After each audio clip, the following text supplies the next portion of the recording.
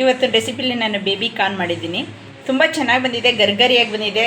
ಇವಾಗ ಸಮ್ಮರಲ್ಲಿ ಮಕ್ಕಳು ಮನೇಲಿರೋದ್ರಿಂದ ಕಾಫಿಗೆ ಏನಾದ್ರು ಸ್ನ್ಯಾಕ್ಸ್ ಕೇಳ್ತಾನೆ ಇರ್ತಾರೆ. ಏನೋ ಹಣ್ಣುಗಳಿದ್ರೂ ಕೂಡ ತಿನ್ನಲ್ಲ ಮಕ್ಕಳುಗಳು.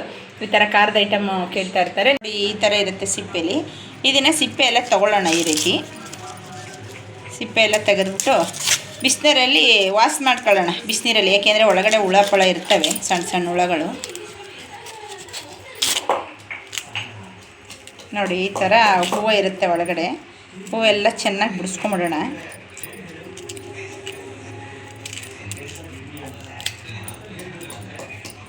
ಉದ್ದುದ್ದಕ್ಕೆ ಸಣ್ಣಕ್ಕೆ. ಈಗ ಕಾರ್ನ್ಫ್ಲೋರು 2 ಸ್ಪೂನ್ ಹಾಕ್ಕೊಳ್ಳೋಣ. ಹಿಟ್ಟು 1.5 ಸ್ಪೂನ್ ಹಾಕ್ಕೊಳ್ಳೋಣ.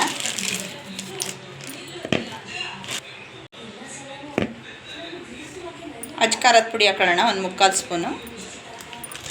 ರುಚಿಗೆ ತಕ್ಕಷ್ಟು ಉಪ್ಪು ಹಾಕ್ಕೊಳ್ಳೋಣ. ಕಲಿಸ್ಕೊತಾ ಇದ್ದೀನಿ. ಈ ಅದಕ್ಕೆ ಕಲಿಸ್ಕೊಂಡ್ರೆ ಸಾಕು. ಇವಾಗ ಹಾಕ್ಕೊಳ್ಳೋಣ. ಇದು